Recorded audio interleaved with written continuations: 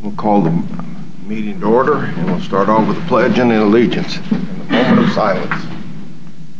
I pledge allegiance to the flag of the United States of America and to the republic for which it stands, one nation, under God, indivisible, with liberty and justice for all.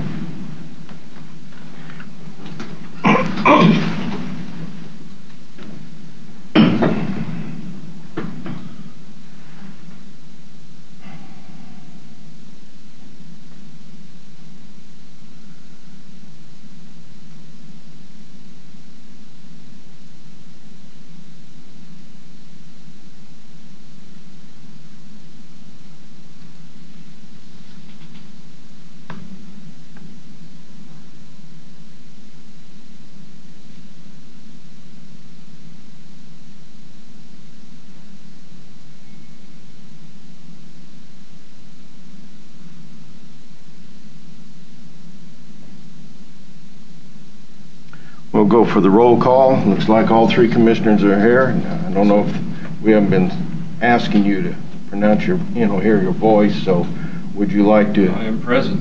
You were present. That was, what's the name? Douglas Smith. Robert Holland. I'm here. And Lewis Klemp. I'm here. Thank you.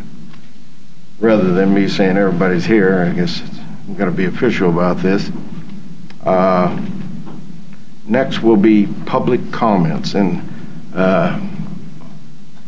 I'll finish the public comments first. Anybody got anything to say? Okay, there's a rush to the podium.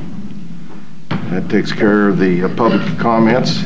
We'll get into administrative business. And what I'd like to do, and we've had explained to us what administrative business is. Any of the things that we have personally thought about and we want to bring up, hopefully we can hold that to presentation and discussion items.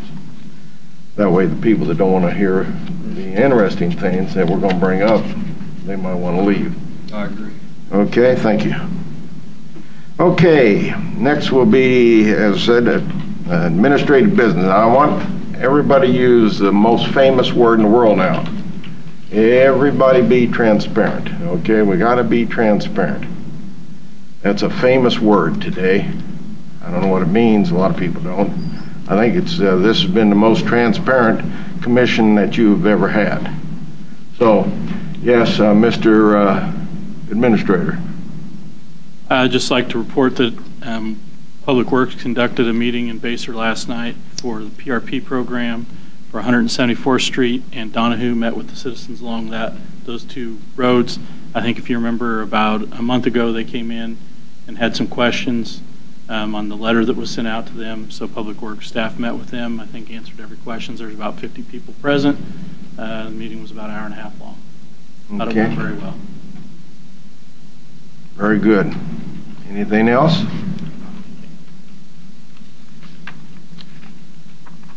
That was, next will be approval of the minutes. Anybody on the board here have any questions?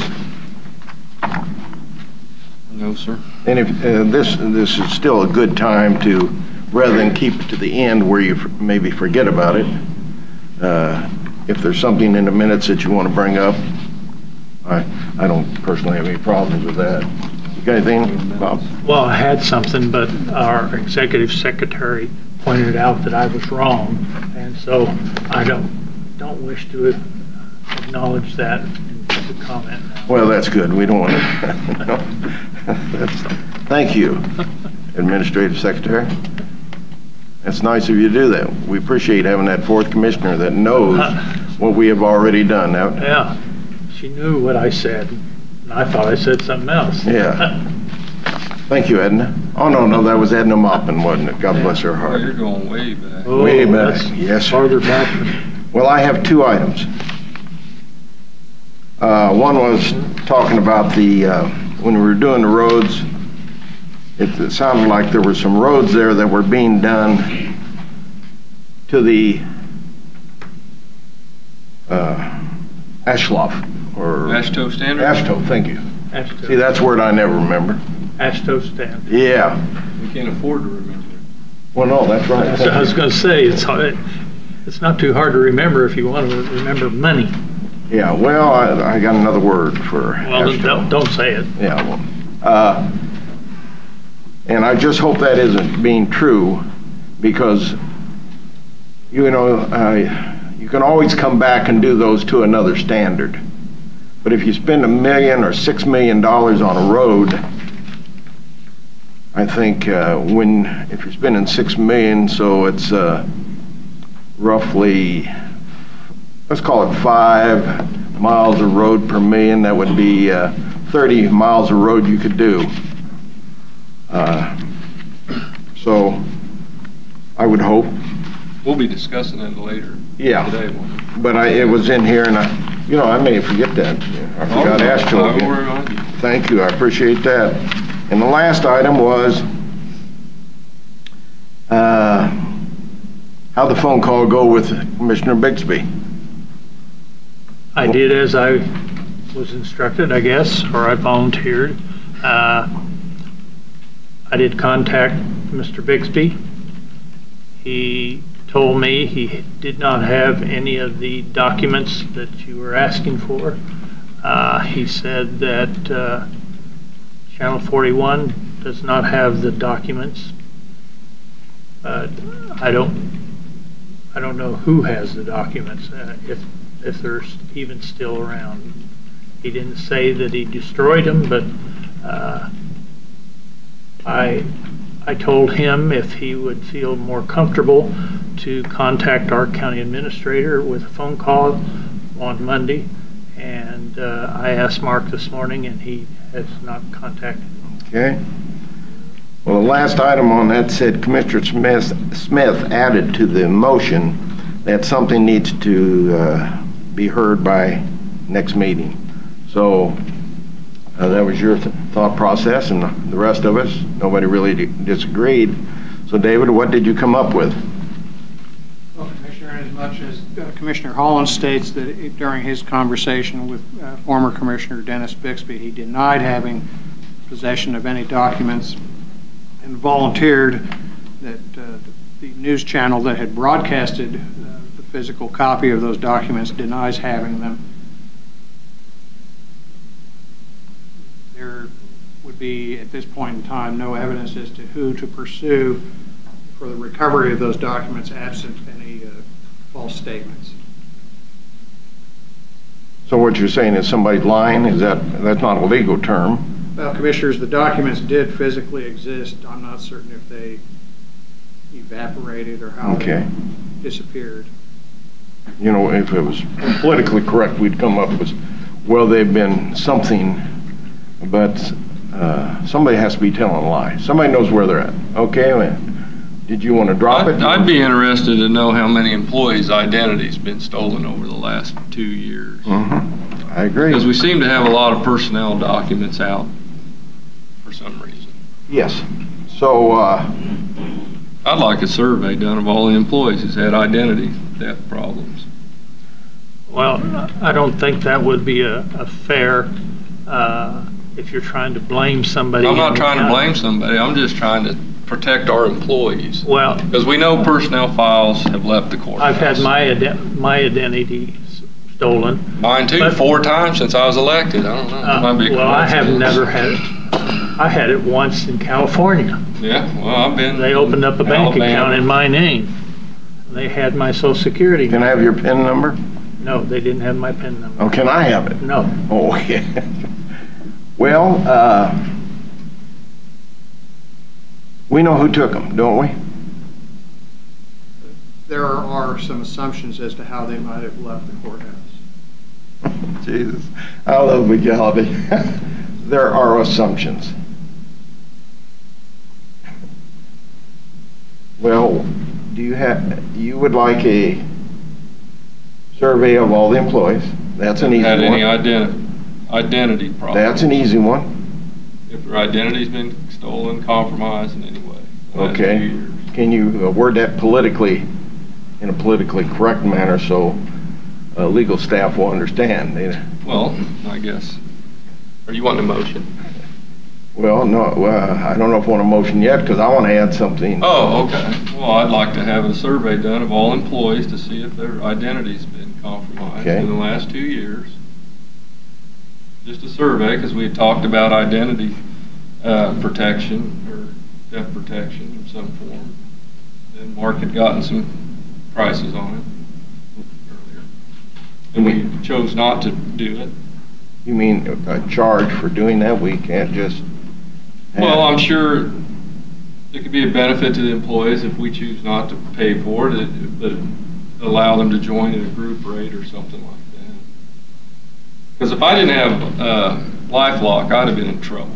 And I was really compromised. I pay for my own LifeLock. I do too. I do too, and I'm glad I did, because I was really in bad shape there for a little bit, you know, with stuff that was happening to me. Yeah, that's not good, but did you come up with a price on that? Yes, I think I presented that to the board a couple of times over the last year and a half. I don't remember the total cost off the top of my head. Wasn't prepared for that today, but Okay. I do have that. I have a proposal from LifeLock. I believe it was less than $50,000 a year for all employees to be covered by the county if they wanted to. Okay, that's something for us to think over. You can have that for us for next... Certainly. But if we don't have a problem, if there's been employees, if it's just been elected officials, I guess, that their identity. Well, that's all right. Blame it on running for public office, then, I guess. But the survey could be done internally, right? Yes, sir. So if... Simple as human resources sending out something. Yeah, okay. Each department head handle it. And would we be able to get that back in time? Not by next week, we wouldn't. You need a week and a half or 2 weeks? Well, I think A month would be appropriate. yeah, I mean, we have a lot of, especially this time of year, people who are out of the office on vacation and whatnot. So a couple of weeks at least to conduct that.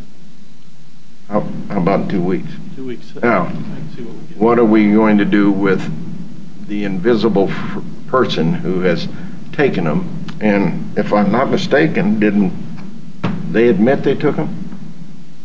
Did I hear something like that, or am I up in Well, I law? believe it was accidentally left them behind at the news station. Yeah, but who mentioned that? Somebody mentioned that. Well, I didn't speak with the man. Well, this isn't going further enough. This is another legality BS problem that we have with lawyers, judges, and those people that are supposed to be here to protect us. Something needs to be followed up on Mr. Bigsby. He cannot have the ability to run through this county and do what he has done to this county and then say, oh, I don't remember, or I don't this, I left it. So something needs to be done, in my opinion. It takes two opinions to do that. So if nobody else has that opinion, What can we do? I don't know, but I know there's something that can be done. Yes, sir. Mr. Chairman, members of this commission, inasmuch as I have very limited independent ability to conduct any investigations, quite frankly, and yourself as well, at your direction, I could present both this matter and the matter of other compromise of county documents to local law enforcement to see if they would conduct any investigation. I think they'd be the appropriate agency. Very good. Is that the sheriff or is that the county attorney? Both the sheriff and the Leavenworth Police Department, I think, would have concurrent jurisdiction. Okay. Do we have a preference?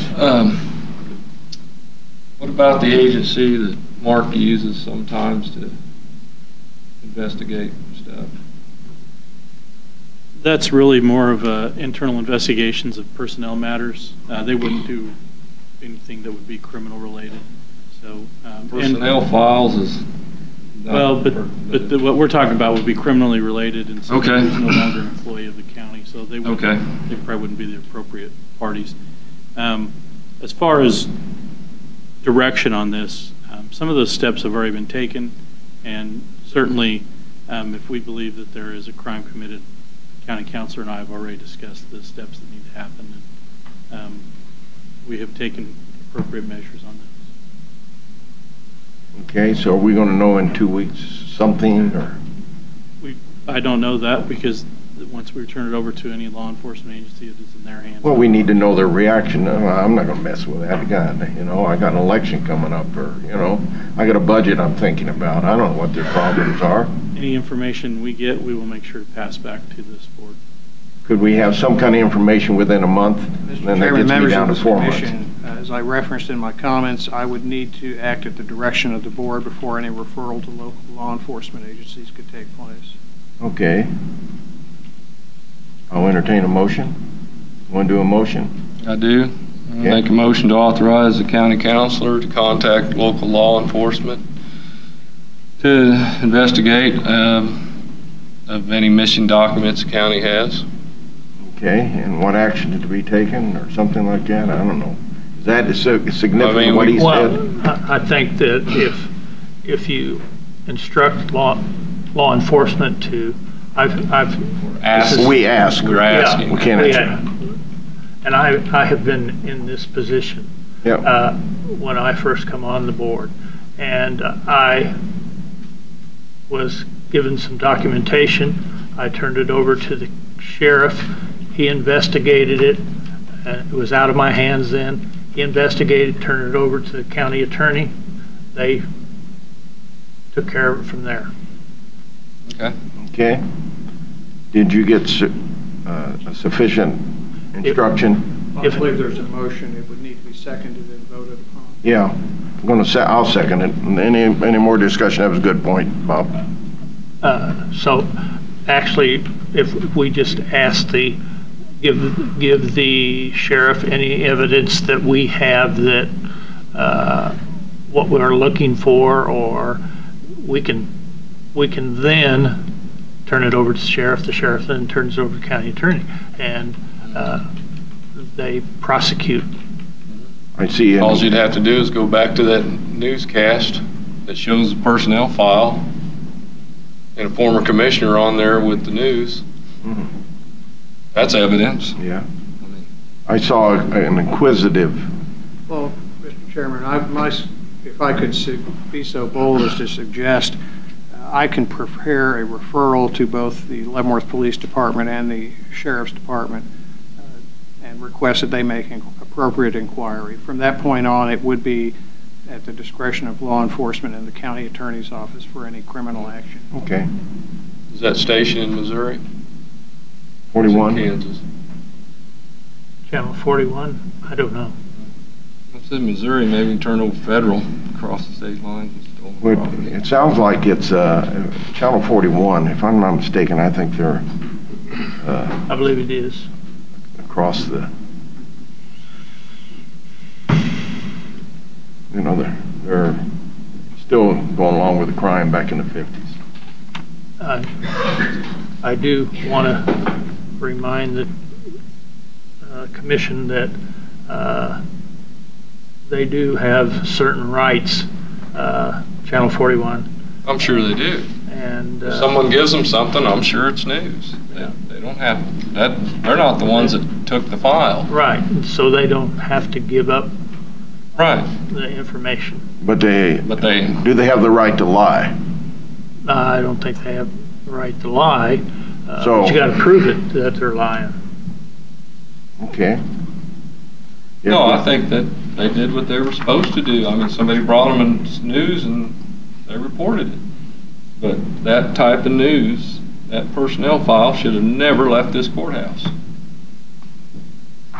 So, Personnel okay. files are sacred. They should not leave these courthouses. Is that what you're after, a personnel file?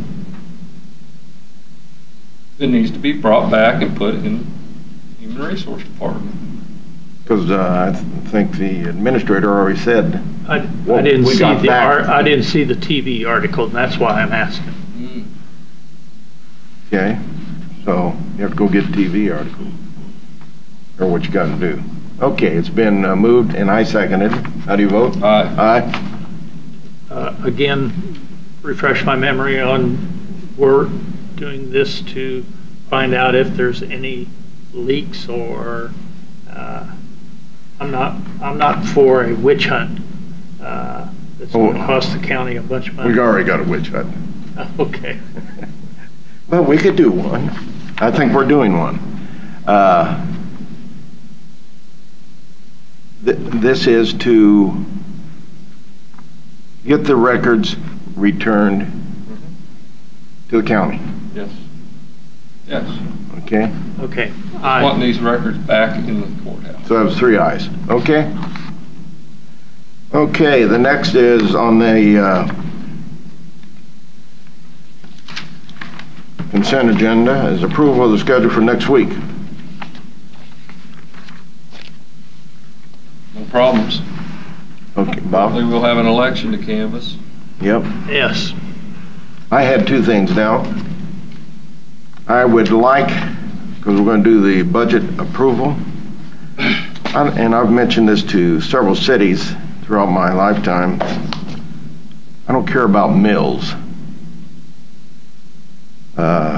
One of the school districts said the mill was going to do a certain thing. It was going to stay flat. Well, it didn't stay flat. It went down 0.009. But they said it was flat, and I guess you can call 0.009 flat. But the average person out here would really like to know, because that school district said flat, but their budget went up 1.3 million.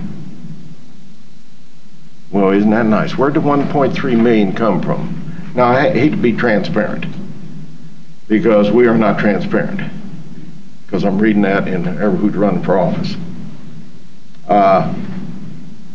It's coming from the state, which is from you, the taxpayers, and it's also coming from evaluations that have gone up. But I would like ours, if you want to present it in mills, that's all right, Mark, but I would also like, we spent, and I'm throwing these figures out because I know they were not right, 30 million, and now we're spending 34 million. I would like it in what we are spending. That's called being transparent, because the average person, and even the average person working in the courthouse, would not be able to explain mill levies. The form that you approve and that is also placed in the newspaper includes previous year's expenditures and current year's Yes, expenditures. that's in the newspaper. I went out here and, It's also in your packet. It will be in the packet for next year. It'll be in the It's part packet. of the budget book. very It good. shows the previous, it shows 2017, 2018, 2019. Right, and that's what's important. Other than that, since we didn't approve the positions in the sheriff's budget, I'd like to look at, is there a percentage we can cut the sheriff's budget and do the same thing, but the other commissioners might not want to agree with that, so, but it'd be interesting what the percent could be, because I do not like wages out there going nowhere, sitting there, that if somebody's hired, all you got to do is pull it out of the pool here and hire the employee. But if it just sits there, it gives me a feeling that there could be some violations. But if is the rest of the board against that, or do they mind, or they just don't want that in their Sure selected. Well, I know that, but we can still cut his budget a certain percent to take those funds. He's elected to do a job, okay? Doesn't need much discussion. I'm not looking for votes. I'm not looking for a dang thing here. I'm looking for, what was that word? Transparency. Transparency. God, it's a beautiful word, and everybody uses it. So if we can't be transparent, and we're going to leave 8 employees over here that aren't there, somewhere that money needs to be sitting where we can approve the use of it, not an elected official. So if nobody else wants to do that, that's fine. I brought it up again. Somewhere down the line, there might be another occasion that somebody says, well, let's give everybody a pay raise in the sheriff's department or the county attorney's department. Well, if that happens, eventually when the org chart is full, they'll run out of budget. they'll go over budget. They will never be full. They will never be full. That, you have to be qualified to, and there are not that many people qualified to fill those positions. Those aren't. Maybe we need to look why they aren't being filled. Well, that's a study, and that could be done at the same time. So if there's not another commissioner who wants to do that, we'll get on down the road on that.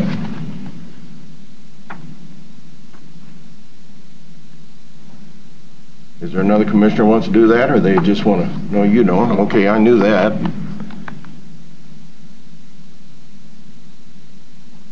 I guess what I'm at, you're wanting to know why he has this funding sitting over here waiting for someone to come into his office that's qualified to be a deputy sheriff, and so he's holding this money so in case he does get an employee.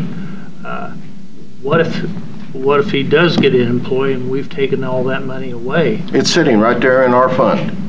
It'll be sitting in our fund instead of his fund. That's right. Do you think that I would hope that we wouldn't spend it on another project? Well, I think it can be controlled, can it? I think that what you're proposing is to cut a percentage of the sheriff's budget. You're not proposing to cut positions. You're not proposing to cut it even from his payroll, because what you're proposing is a percentage. I'm not saying whether that's going to go anywhere or not, but how he spends his budget is allowed by state statute. If you don't like the amount of the budget and you want to reduce it, then that's what you're discussing. But you can't direct him to cut it from a certain line item or a certain area of his budget. It's just you're cutting an amount. Yeah, nobody brought that. Yeah, but nobody brought that up. But that's just the way it is. I mean, you're reducing it by percentage. Nobody. I don't think there's anybody. Historically, in an organization the size of the sheriff's or in the size of the county, there's going to be turnover.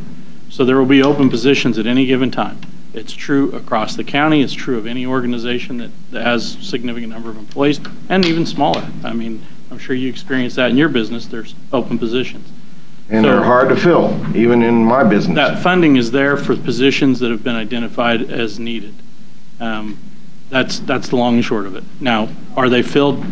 Does he have 100% fill rate throughout the year? No. Do most of the bigger departments? No.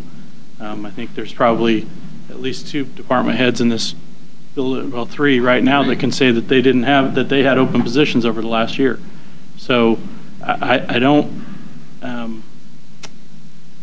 know what the intention is, but you cannot say that you're going to cut this specifically from that line item in his budget. You can reduce his overall budget. I said cut his budget. And that's all you, yeah. I guess want to make sure that that's what you can do. But the easier thing to do, I know what I can do, it's just, do I have somebody to dance with?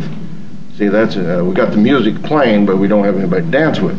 What I'm saying is, we can do it 2 ways. We can cut his budget, and then he can still maneuver around and do whatever he wants, because it is his budget. Or we can cut that amount of money from his budget that is standing there with unfilled positions, and it sits over in our fund. And what did we say, where did we say we would put that so it would be handy? It wasn't. When you discussed this a few weeks ago, the discussion was that you would move it over to the county general. Yeah, the county general. I don't think that went forward.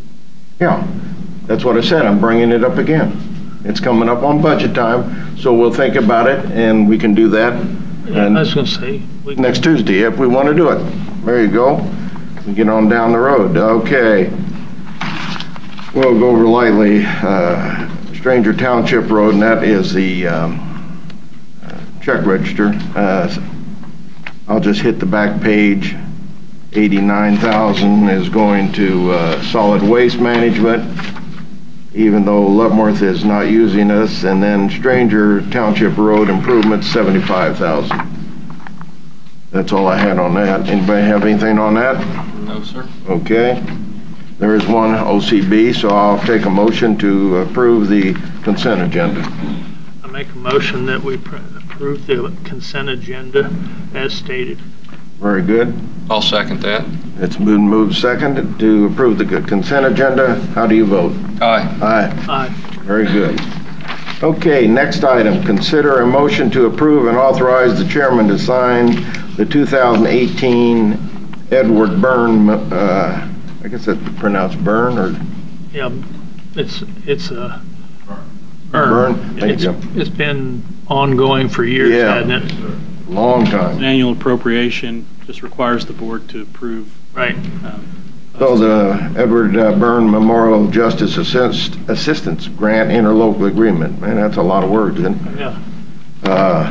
So has anybody got anything they want to discuss on that? No, I think that's Well, been explain it, discussed boy. for years. That sounds good. So we will, Is that a motion that you made, Louis? that's a motion, yes. Second. How do you vote? Aye. Aye. Aye. It's always nice to get some money. Okay, next item is, excuse me, Jim, did I block you out and you wanted to come up and say something about that? What's that? I was gonna bring it up so that you could. No, the grant. I thought maybe you wanted to talk a half hour on the grant. No. No. Now I'm gonna let you talk, Mr. Commissioner. That's good. It's a good deal, but I will sign that as soon as it gets over here.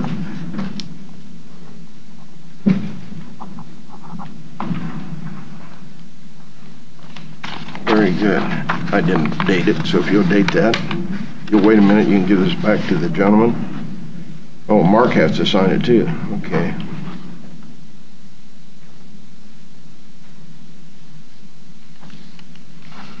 So if you get Mark's signature, there you go. Thank you, appreciate it.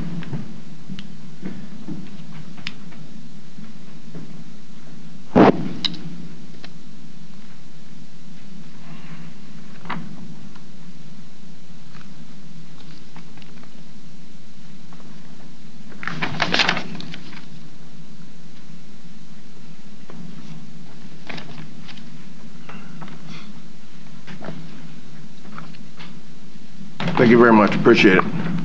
Sir. Next item is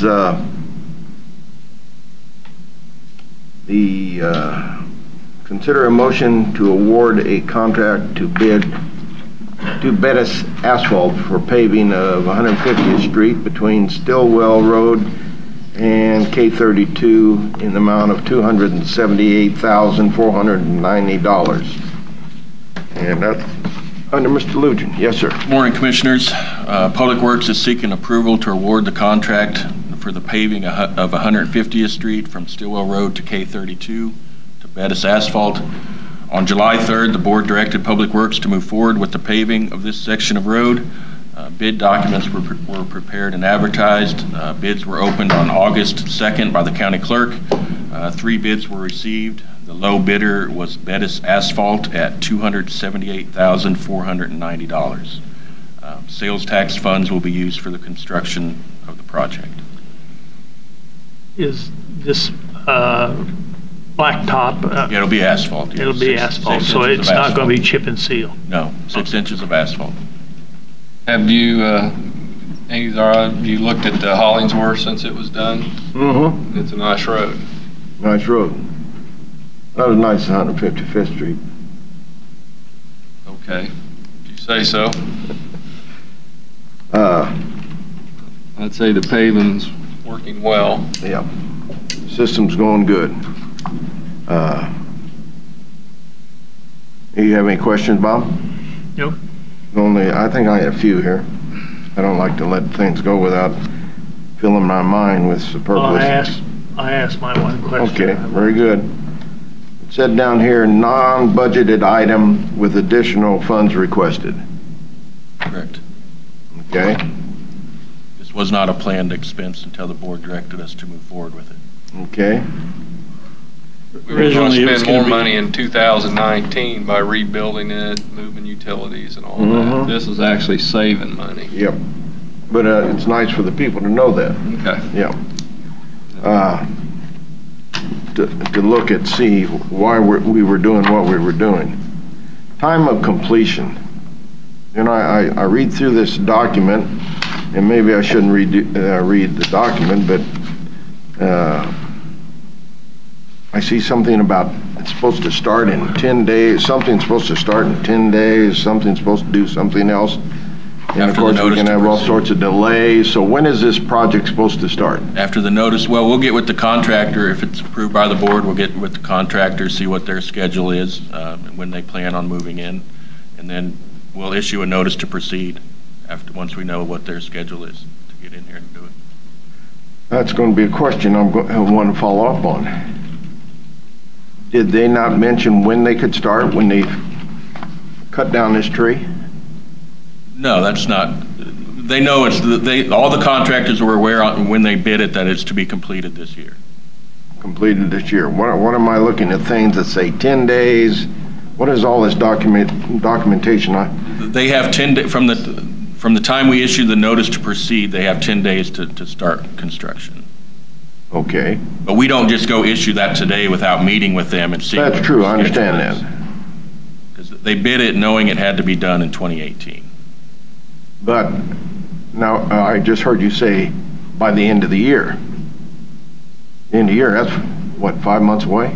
Well, there's weather limitations, so they're not going to be out there in December laying asphalt. Yeah, I wouldn't think so. So job to do though. Depends on the weather. Yeah. It was just interesting that there didn't seem to be, everything's done for the contractor. You know, well, I ran into a little rock. Well, you should have checked for the rock before. You know, I ran into this. Of course, this road isn't. That won't be an issue on this project. I understand that. But everything's done for the contractor. It's just unbelievable to me how we can just keep doing it for the contractor. You know, and they're out there bidding. And then all of a sudden they come in for change orders.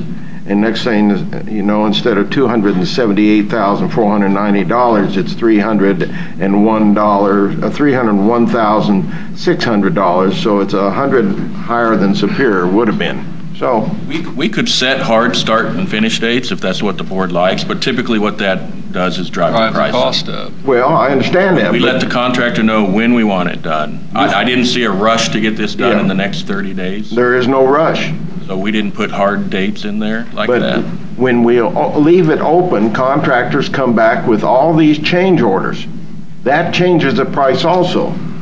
You know, I've watched it now for I don't know how many years, and I see change order at the city, at the county, cities, not just one city.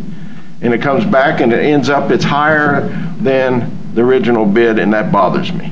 So, well, Mr. Chairman, I believe this is why we chose to go this route.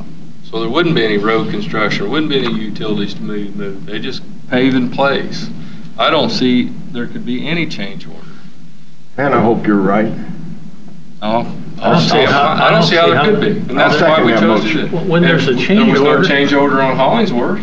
Was it, I don't think there was a change order on 155th, was there? Well, that was county forces doing that. Well, there wasn't a change order. We could have said there was a change order. Well, we've even talked about the county bidding on it. But I think this is why we're choosing to go this route. I understand that. And this, I think, will avoid a lot of change orders. Well, we'll see on this. All right. Sure, Bob and I will still be around. Yes. Well, yeah. If it's going to be done by the end of the year. This job will probably be done by October. I'll bet you. Write that down there, Lou. Doug says October. It might be an October surprise. I love October surprises. I mean, this is the only rain day I can remember being rained down. Yeah. Okay, so I need a motion to accept that.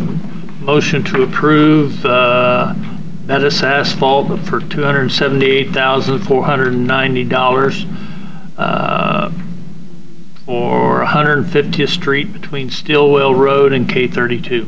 Did you want to add in there and no change orders? No. No, I'm not adding I'll that. second that. How do you vote? Aye. Aye. Aye. I could have added in there October done. Yeah. For Doug.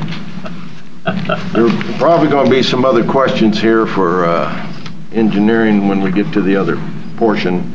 Next is is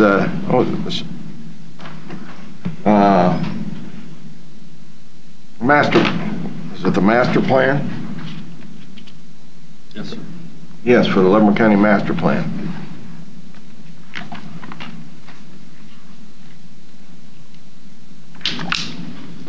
Good morning, Commissioners.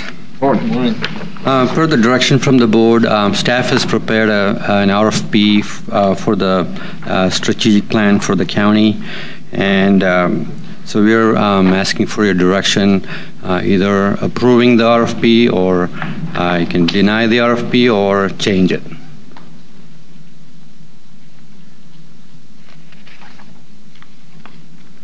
Any questions? Yeah, just one. Good. How is this going to go along with what the city of Bacer's proposing right now on expanding their urban growth area? Well, again, this master plan will be the whole county except the city limits. So whatever is going on inside the city limits, we're not. Well, I know, but they're wanting to, Bacer's proposing to expand outside the city limits on the urban growth management. Well, what they're proposing is that the county allow them to take over management of the urban growth area. Mm-hmm. It doesn't impact this program because it still wouldn't be in their city limits. If they prepare a master plan, obviously make a difference to maybe the mile or so that they're proposing. Correct. But we haven't seen anything from the city of Bacer. I was going to say, Right, we haven't. I know we've been taking a lot of phone calls here, and we have not got that. That's such a small Emails. segment that I'm not for this project. some of those things will, that's not just Bacer, but other things that are going to happen within the next year as this program is going on, this project's going on. Correct. That they'll have to take into consideration. But Mm-hmm. as far as whether we go out now or later, that's up to the board on the request for proposals for master plan. For the last year, I believe it's been a priority of the board Mm-hmm. to have this completed. So this is the next step. We've identified a funding source. We're ready to proceed with the solicitation if that's the direction of the board. The particular details obviously would not be hammered out today.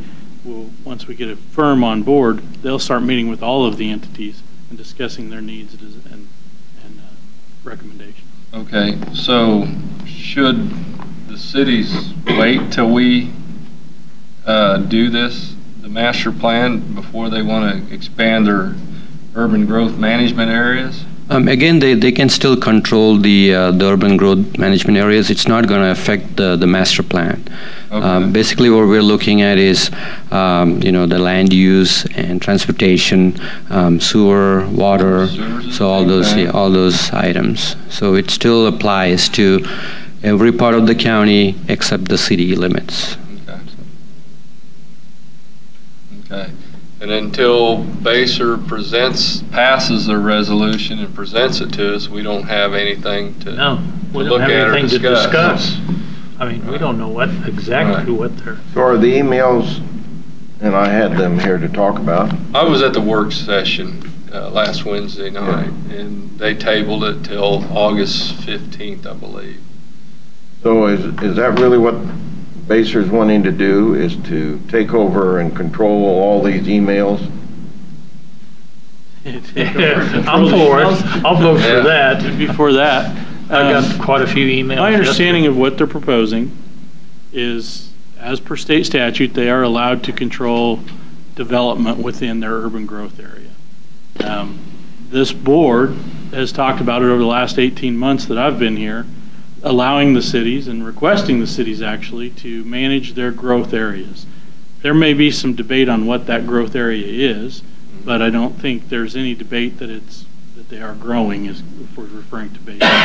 So that's what they're discussing, is whether or not they want to approach the county with taking over their growth area for development and control of future growth. Is there any way to define for any of these cities growth area? We're looking at it as the 3 miles. Correct. That's what I think somebody has said they're discussing. I've looked at their map, and it's not 3 miles. I think that's maybe that's what the information that's being passed around, but the map that they put in their agenda packet. No, that's does your not copy. include I just set it on there. There you go. Thank you. But I don't think it's up to us to define to any city what their growth area is. No, I don't think that would be appropriate for us to try to do. Now, if they submit something to this board and you don't agree with it, then certainly you can propose something in return. Right. Right now, it's ours to give up. Right. We control it, and they have to ask us to relinquish our control of that area. This board then would have to make a decision whether they were going to do that. If you didn't agree with what they were proposing was their growth area, you could certainly debate that with them Right. and propose something else in return. So, but right now, we haven't received anything. The information that's out there, a lot of the emails that you've received, people are referring to annexation. Annexation is not a part of that project, that program. So I don't know where that's coming from. And the 3 miles that's been put out there, I reviewed the map. It's not 3 miles. So is it maybe aggressive? It's probably aggressive in some aspects, but I just wonder. and not for us to tell them what to identify. I wonder how 3 miles works, because Leavenworth goes out 3 miles, Lansing goes out 3 miles.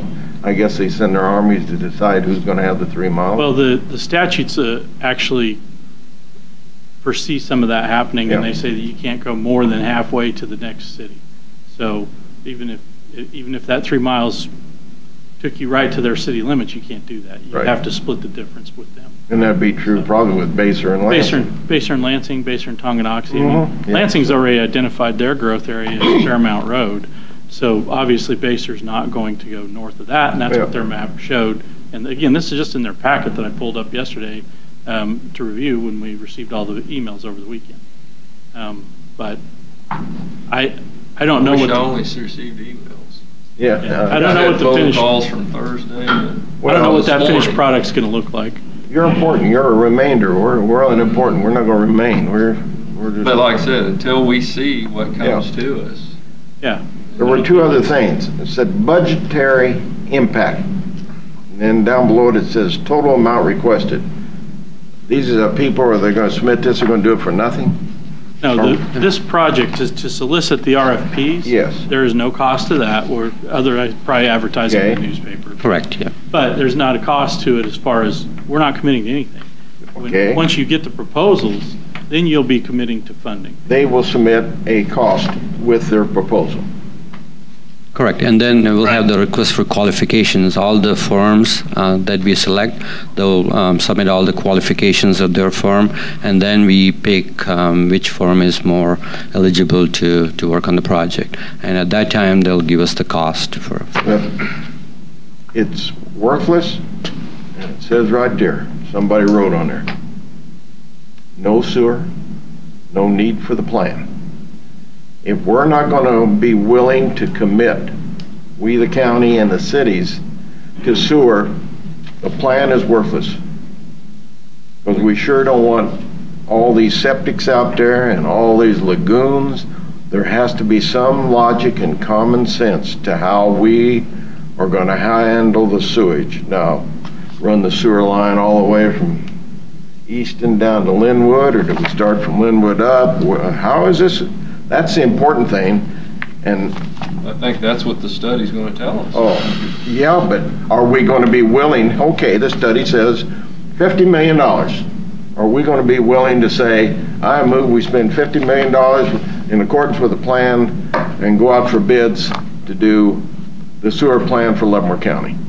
That's important. I mean, you go to any entity and they have plans sitting there.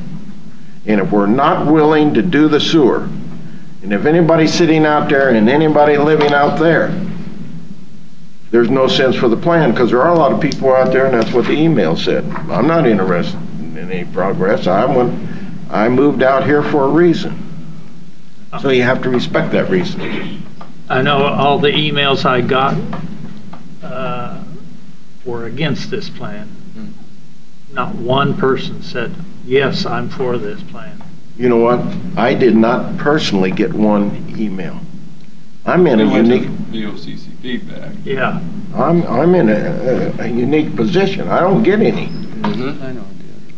Well, I don't know why. They gave you some of my No. Well, I think you're confusing the two. The emails you received were about the Baser issue. Yes. Not about the master. This is different. Not about the master plan. But this will come was in, about- this will be like the one gentleman mentioned, you I know. think that Commissioner Klemp, you make a very good point. We do studies, cities, counties, school districts. We all have a tendency to do these studies, states, and then we get information that isn't popular. And it's not popular with a percentage of your constituents. And so then the tendency is, rather than to make the hard decision and move forward with it, you put it on a shelf and you ignore it because you don't want to make those tough decisions and you don't want to make a decision that's unpopular with your constituents. And that's a genuine risk of any of these studies. This is going to be a significant investment by the county if the board goes forward with it. And there's still that risk that this commission or the future commission that's here could be 5 years from now even, doesn't follow through with the master plan. That's a risk. But when the figure comes out, that's when it has to be said, yeah, we're going to do that. Now, is that going to benefit Tonganoxie? Is that going to benefit Linwood, Baser, and now we're going to have all these cities? Well, Leavenworth can probably handle a little bit. I won't commit Lansing to commenting, but you know, they have some advancement they have to do in their sewage area. I don't know if they could, their people would want to do that. It would be interesting. Baser they don't have a place to have major development for sewage that's going to flow from it. Linwood does. We could build a plant down in Linwood and they can handle all that. But there wouldn't be that much development down there right now. So it has to be on the board that if you're, you know, we're going to go out and look for the plan, and if there's not a willingness to know when they come forward, is it going to tell us that we need to do A, B, C? We don't know. Let's hopefully they deal with sewage, because the rest is insignificant. We can run a road anywhere. We can run water anywhere. Might have a little bit of arguing between 1 and 2 or 3 or 8 water district because they're limited. Utilities, except for sewer, gas, power and light, it's all simple. And it doesn't take a pieman like Simple Simon to understand that. It is, if it isn't going to be sewer, and that has to be the main focus of this whole thing, because we know it flows downhill, but you got to find a hill for it to run to. So, did somebody want to do a motion on accepting this, or you want to listen to Jeff a little bit more? But when it comes back, that's going to be my main statement. I'm going to do a motion because it's going to say right in there that I need to do 50 million or I need to do 25 million. Joe, were you wanting to say something?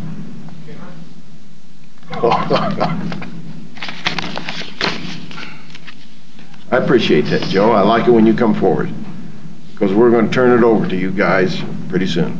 Joe Herring Surveying, 315 North 5th Street. I hear what you're saying about sewer is the most important thing. If we don't have sewer, you know, the plan's worthless is what you're saying. Why don't we change this to allow Public Works to develop the sewer plan first? See where the sewer lines are going to be, and then develop a master concept plan instead of spending $1.2 million that may not bring back a sewer plan that we like, or you like, or Public Works like. I mean, because we're going to approve an RFP. I mean, granted, you're not committing to anything at this time that may develop a sewer plan, then the cities can come in here and change their growth districts and take over all that ground. And what does the county get out of that? That was a very intelligent approach. Can I take your intelligent approach and take it a little further? Of course you can. Why don't we just do a county sewer plan rather than, don't you think? I think engineering can handle roads. Hope so. Yeah, I think Westar can handle electricity, or I don't know who else sells electricity out there. Free State. Yeah, Free State. I think we can handle all that. Why aren't we doing just a plan for sewage?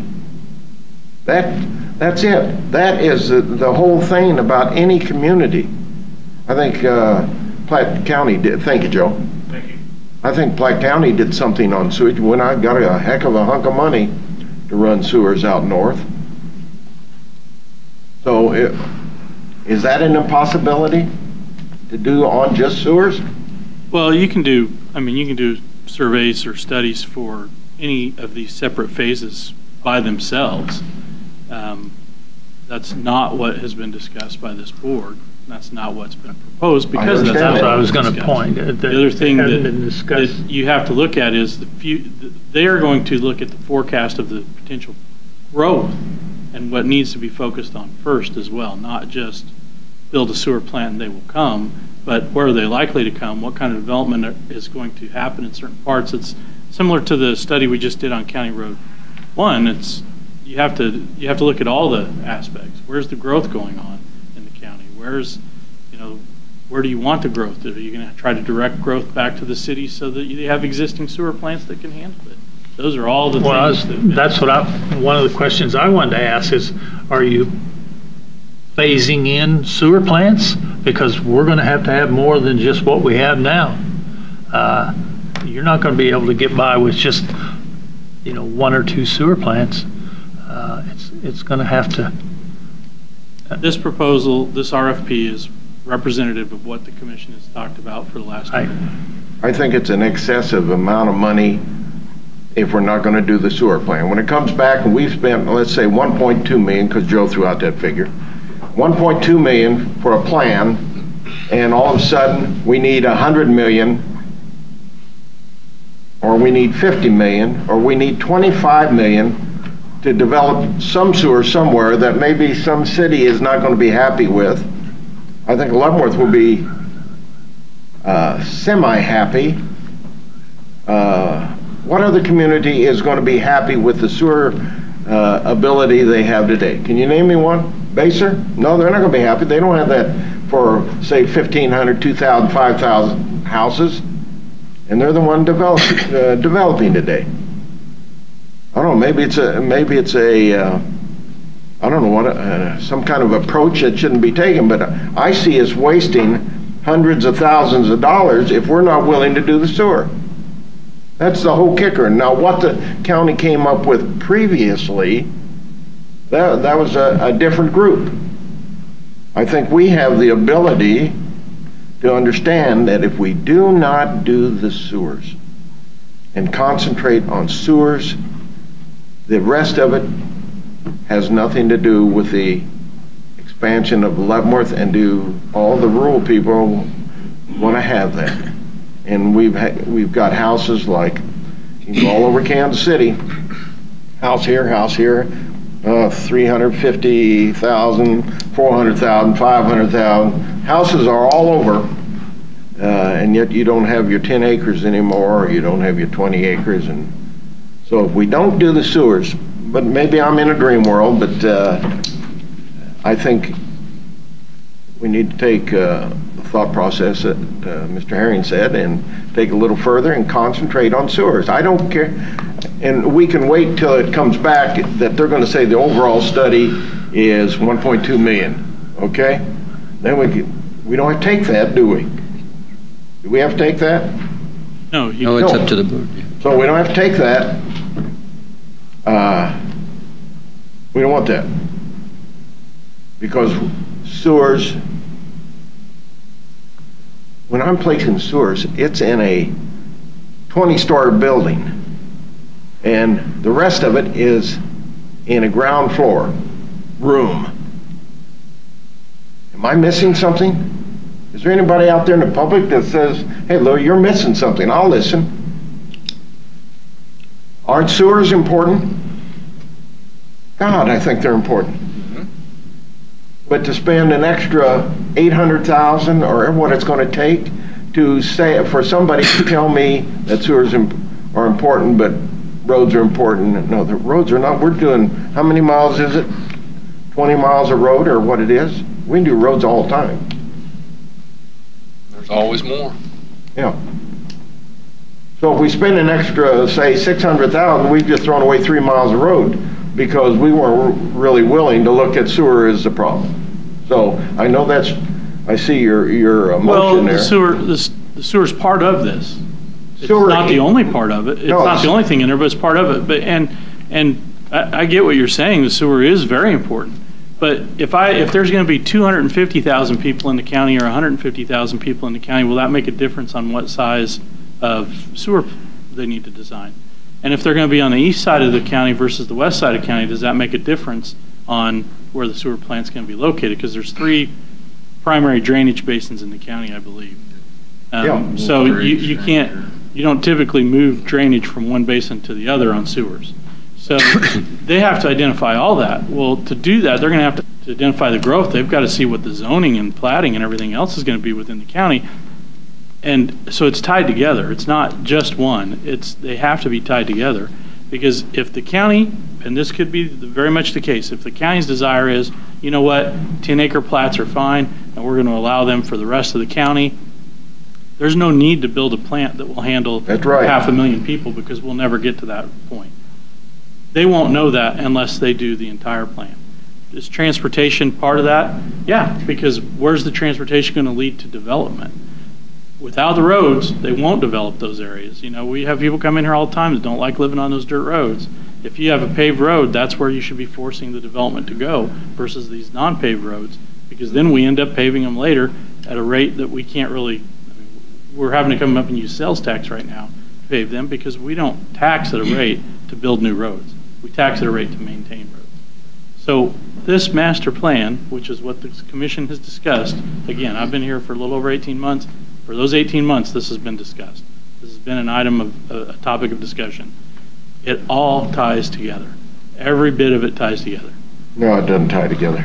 I don't care what you say, Mark. I appreciate your inputs, but maybe there's been a change because I came on board. I don't know. But I don't like wasting money. I think it's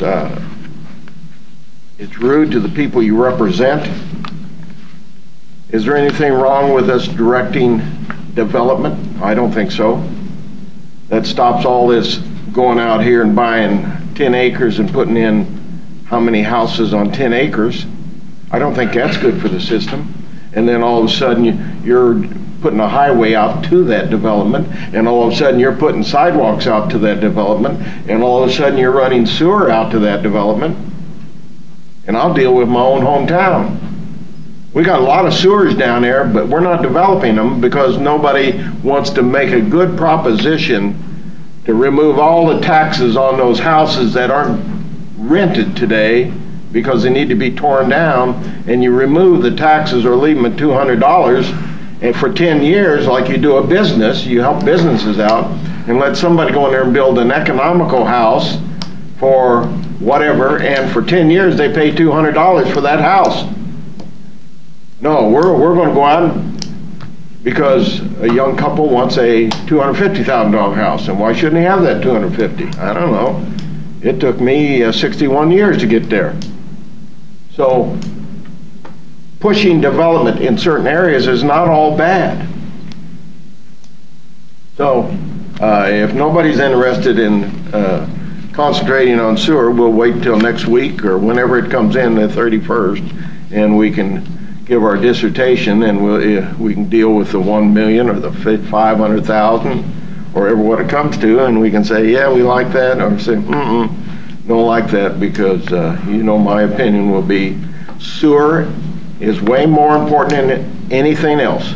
And I don't care if we build a sewer plant and they will come. I don't care if I'm redirecting, but I don't want to get into wasting money on sewer because we're going to build the roads and we're going to see where it's going to go. I don't mind building a sewer plant.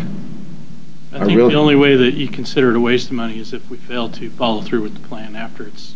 Yeah, and it's going to be a waste. And that is a waste of money. And it's... That's right. Yep. So it's just a million here, a million there, no big deal, is it? Some of the world needs to be having been in business so you know what $1 million is. Okay. So what do you want to do with the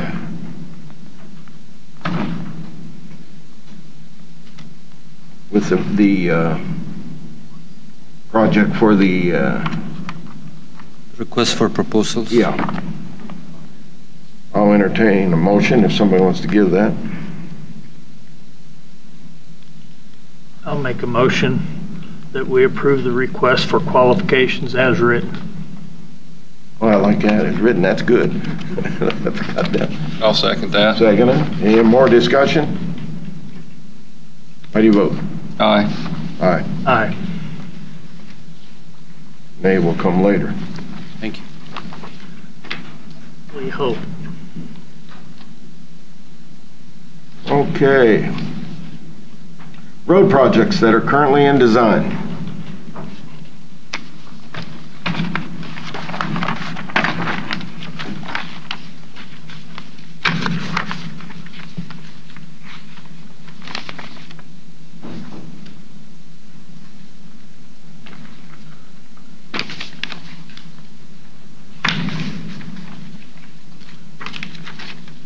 At last week's meeting, the board requested information on road projects that are currently in the design process. The board indicated in that meeting that they would like to consider changing the projects, possibly changing the projects to dust abatement projects. A list of the projects currently in design was included in your packet. I believe there are 10 of them on that list. There's also a map in there that shows the location within the county of those projects. At the direction of the board, if the board chooses, Public Works can request that the consultants currently working on these projects terminates their work. Consultants would be required to submit all work performed to date and submit final billing for services provided. 235th Street is the only road on that list that's classified as an arterial roadway. Current traffic count on that road is over 500 vehicles a day.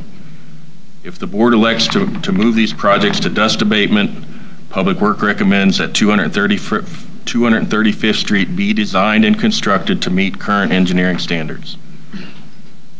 At the direction of the board, for the remaining projects, a deficiency review will be prepared. Any deficiencies outlined in the review will be addressed as part of the paving of the roadway. The list contains approximately 13.5 miles of roadway. Professional services for these projects would be just under $90,000. Mr. Chairman, I do agree with Mr. Lujan on 235th Street. That is a county route. That is a main road that would connect K16 to K92. That road would definitely need to be designed. And I believe it should be eligible for some funding, if there's any funding available. I'll just say at this time, there's no funding available. No, I mean, part of the road was constructed with KDOT funding. Back in the early 2000s, I believe. Yeah, 06 maybe. But it's a road that needs to be completed. I'm assuming, David, that the red lines are the roads that you're talking about? Correct. The red lines are the roads that are listed on the other sheet. I guess as you look at the red lines, when I look up in the 1st District, and there's no red lines up in the 1st District. Just like we talked about last week, it's traffic count. It's all based on traffic. Got a red pen, mark some up there. Maybe I ought to mark some up there. I don't think that's going to do any good. Well, now we just boiled it down. We know where we need to put the sewer plants, don't we? Yeah. None up north. You don't get one. No. Leavenworth doesn't get one. I think they can get by anyway. Yeah. Lansing's being pushed on theirs. And they got a lot of projects, but You just done a bunch of roads for Lansing. huh? You just done a bunch of roads in Lansing. Well, we should have. And Well, you did them. Anybody disagree? Lansing isn't important? I didn't say that. I thought- Every gravel road we get off the list, I'm for it. I thought you were getting personal. It's hurting. No. But, I mean, look at them numbers. Mm-hmm. You got McIntyre Road in your area, Don't mention McIntyre Road. No, that's, 485 cars a day. yeah. I mean, it's blacktop, it's just a hole in the middle like we did Hollingsworth. Well, it's not complete yet, but it will be. Right. Yeah. But I'm saying you got 485, you got Stillwell Road, you got 419, you know. Mm-hmm. Low volume road standards are 400. After you get past 400, you're not low volume roads anymore. Well, sometimes when you get roads done, people got to figure out other ways of getting to where they're going. You can see that in Kansas City on 435, Highway 35. You could put 20 lanes going each direction, and those people wouldn't know how to get around the triangle, so we don't want to go on. Well, I did have a question, Mr. Chairman, on Go ahead. like 163rd Street, Leavenworth Road to Hollingsworth, and then 214th to Kansas Avenue, from Evans to Kansas Avenue.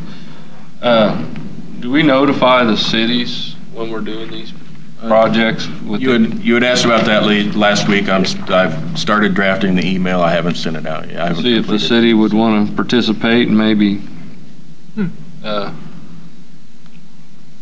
if they've got any recommendations that they feel, and maybe they'd want to participate financially. I'm gonna leave a song behind when I leave. It's Beautiful Dreamer. Well, Come unto me. Yeah. Well, Okay. Yeah, nothing wrong with asking. Asking and I shall receive. all right. So, But the rest of that's a these good point. There might be somebody out there willing that understands that it's important to Well, I them. think 214 Kansas Avenue, all that area, there's, is a way to the city's industrial park.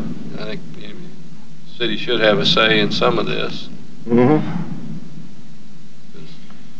So it doesn't hurt to ask them, and engineer. I'd hate to do 214th without rebuilding it, and all of a sudden it becomes a back way to the industrial park. Which industrial park? Tonganoxie. 214 Kansas Yeah. Avenue area. Are they moving that fast down there? Well, the industrial park is, yes. Yeah, okay. That was a good $5 million we gave them, wasn't it? It was. So, do you have any questions, Bob? Other than,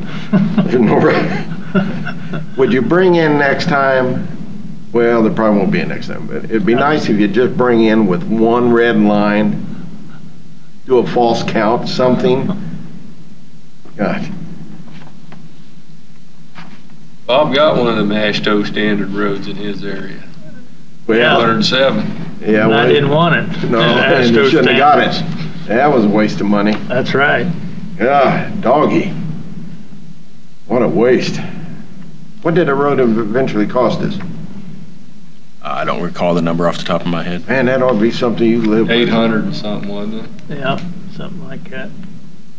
Mile and a half. A lot of grief too, wasn't there? Okay, so, Ran into rock. wouldn't have got into rock, would they? No, it wouldn't have been any rock. Only get rock if you dig down. But they got a nice road,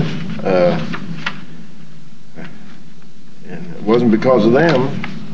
They had requested that for 15 years. All they wanted was a grade, chip and seal. With a little asphalt down. Okay, let's finish this so David can go and do what he's got to do. That the only, now the Leavenworth Road, 223rd, what's your feeling on that? The one that goes down and the curves and all that? I mean, what do you mean by what's my feeling? Well, I mean, I know you recommended 235th would need to be designed. Would that paving in place on that, would that be? Any deficiencies idea. would be addressed with signage and whatever else may be required. Well, the big thing that's bothering me is, as I say, I like to just see them dust controlled, chip and sealed. The system can always come back later, and you see it done all over the country. But you got to get out of Leavenworth to see it done. They come back later, and they change the road. They may make it, well, instead of 2 lanes, they make it 4 lanes. They put down curbs and gutters, and it comes along at a later time in the system. But it lasted, 20 or 30 years. But right in the 3rd paragraph down, any deficiencies outlined in the review will be addressed as part of the paving of the roadway. Now, is that specifically for 235? No, that's for, well, that would be for any of them. Oh, yeah, see. That would be for any one of these the board chooses to make a dust abatement project. And that bothers me. Now we get into Ashto. No, he's talking Oh, about. God, yes. No. The guy that couldn't take, and there's only two people in here, the guy that couldn't take the curve going into, on the Eastern Road, and there was a major lawsuit So- because he didn't know how to ride a motorcycle. Yeah, so deficiencies, that is in the minds of the beholders, and when you get into a court of law, and you have a paraplegic judge, and he's getting up on the stand, and there's a paraplegic defendant, that isn't something that's going to help the system. No. I do not like knowing what the deficiencies are. If we can't tell what deficiencies, did Platte City go through all that when they did Platte County? No, they didn't do that. No, I would disagree with you on that one. Deficiencies Well, would yeah, I know you're gonna just would be signage. We have an example set of plans that was prepared for Platte County where they addressed deficiencies with signage. How about Wyandotte County when they did it? At Wyandotte County, we were on, the people that are still around Wyandotte County, that all that work was done prior to them, so they had no history that they could Yeah. provide us. So they have no history. History's great. But as long as you had a deficiency study and you signed it accordingly to match the deficiencies, Curves are not deficiencies? yeah, you have warning signs. God, the kid had warning signs. Well, So we still lost the lawsuit. Okay, let's go but down then the we road. have to stay up on the reflectivity of the sign. Yeah, reflectivity. Okay.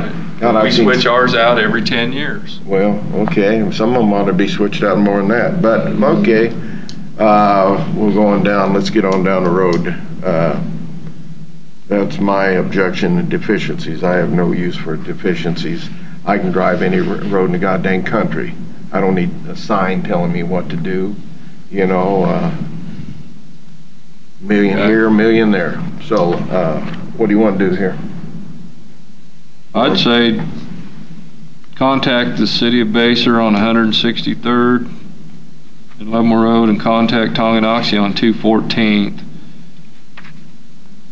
And And you don't need a motion. 235th needs to be designed. Yeah, you don't need a motion for those. We'll just agree that he sends an email out asking them if they want to share or do something. Or have any Well, recommendation? I think we would need a motion Motion. to do that.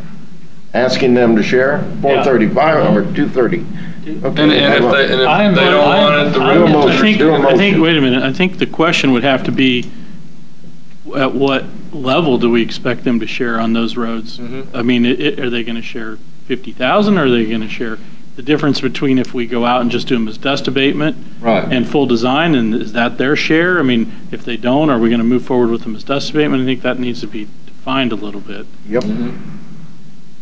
So do a motion of whatever, what you want to do, and we'll see if it gets a second. Okay.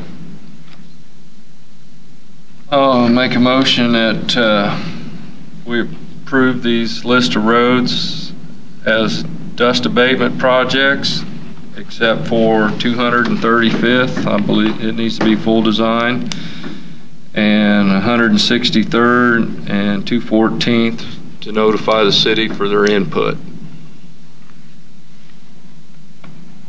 And if the city doesn't have any input or want any participation, then we do them as dust abatement. You're not going to set the level of participation, 50%, 25%. Just, 50%. okay. 50% participation, That's your motion. if they wanted it to the city standards. I'll second that. I would like to have added deficiencies. Is there a thought or process? You want to add the deficiencies to remove those? We don't know where to put our signs. We need to go with another engineering department. I think this engineer does pretty good, but you know, if we don't know where to put signs, we got to have somebody tell us, put signs, what kind of gravel to put down, what kind of oil to use. So, if nobody wants to remove the deficiency portion of that, do you want to remove it, Bob? I know he doesn't. No? Okay, how do you vote? Aye. Aye. No, Aye. negative. I want deficiencies removed. Because I've got history with county roads and history. We just had it. I got a little bit myself. Yeah, well, All right, thank you. you didn't have to sit through a paraplegic judge either. God bless his heart. Hey, we had a good accident up where we're putting a roundabout at 20th and Eisenhower. We had a nice accident. Now, don't start that, Louis, but Oh, we're not putting in a the roundabout there. roundabout. Well, there was an accident up there, you know? I know, I think you could go a different way. Yeah. I I wouldn't believe walk Linda got caught in it too, last week. at 20th and, Both Linda and I were waiting in line, I turned around and left. we need to write a song. I'm waiting in line. Okay. A roundabout way. Adult Community Corrections Quarterly Report. Hi, ma'am. How are you? Morning. This is the quarterly report for April 1st through June 30th, because that would be our quarter. As you can see on the list, we've done a lot of trainings, we've done a lot of webinars, we've had a lot of activity in and out of our office over the course of the last quarter. All of the webinars that we have attended are online and are free. They're offered through the National Institute of Corrections or Corrections Associations of America, which are both organizations that we're involved with our agency. We've had our continuous lunch and learns each and every month. We had one in April with MIR Incorporated. This is a substance abuse treatment provider that's located mostly in the Shawnee, Wyandotte County, and Topeka area. They do have other agencies throughout the state, like in Newton and Dodge City. But we met with the coordinator and we started having that individual come in and do substance abuse assessments in our office, so we don't have to worry about offenders having transportation problems to get to locations to get substance abuse assessments completed. We've been able to receive fast turnaround on recommendations, and we've been able to actually work with MIR and many other agencies on actually having transportation for our offenders to actually get to treatment as well. So it's been a huge success over the last few months. In fact, he's actually in my office right now doing assessments as we speak as well. So he gets about 4 done every day, and he's actually meeting in the jail.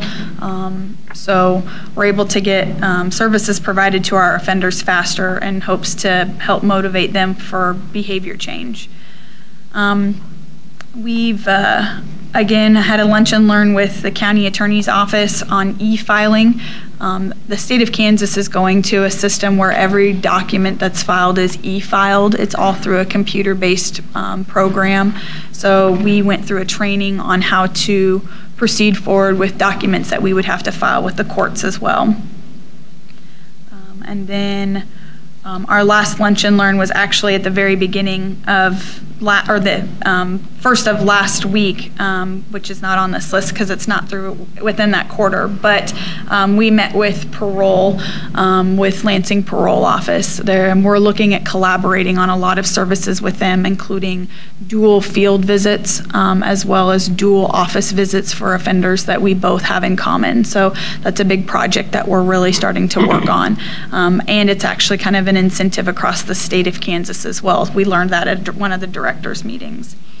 We have had a judge that retired, so we are kind of in court about 5 days a week right now because they're trying to work out court schedules with the new judge being appointed on June 15th. So we've been having court multiple times throughout the week, so it's very hard to have a schedule, but we'll make sure at least one of our office staff is in all of those court hearings just in case we have any offenders that come up. With the Department of Corrections, they have hired 2 new program consultants. One of them is a program consultant that's going to be assigned to the Leavenworth area. Her name is Tara Newell.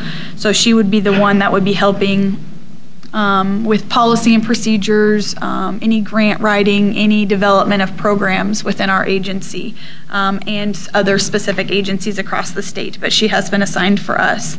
And then they also hired a cognitive behavioral therapy fidelity coach or consultant, which means just making sure that when we do those programs, the way that the curriculum is asking us to present it, to make sure that there are no errors or flaws in how that is presented to the offenders.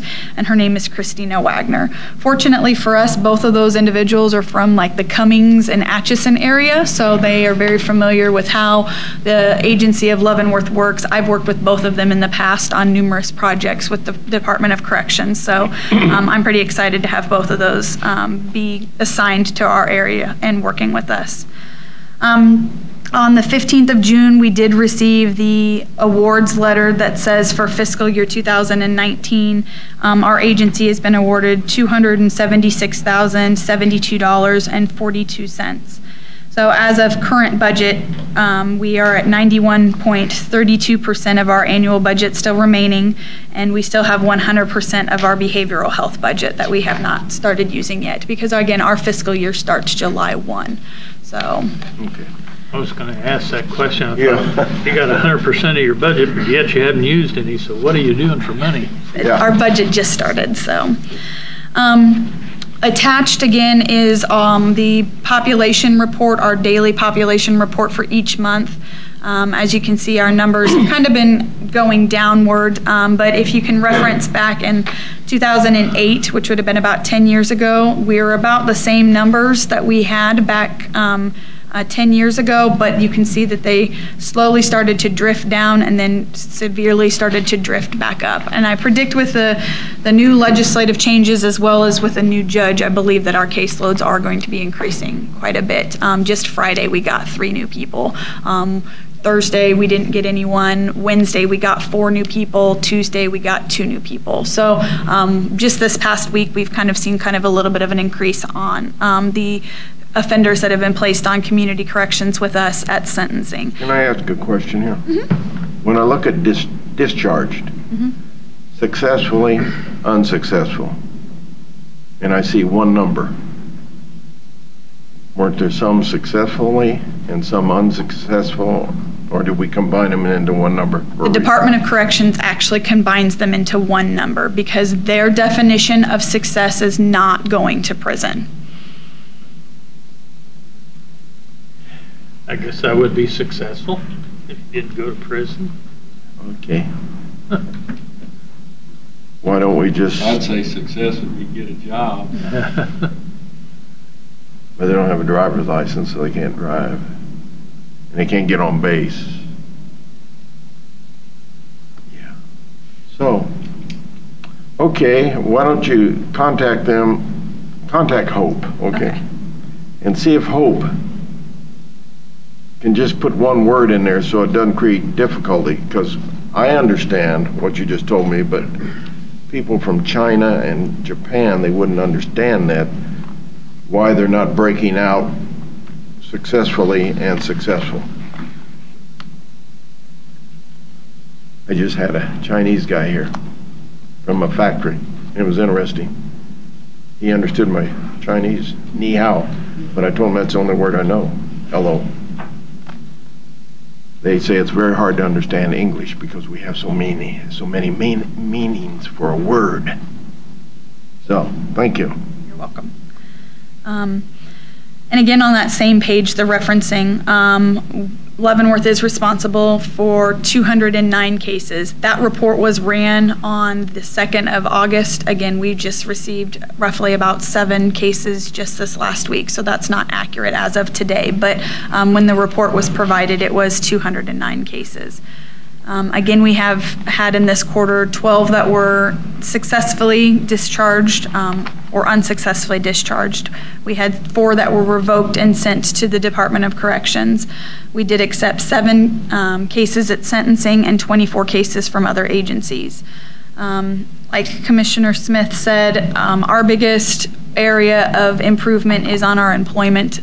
We are really still working with agencies and businesses in this community to try to make sure that we have offenders that do get employed.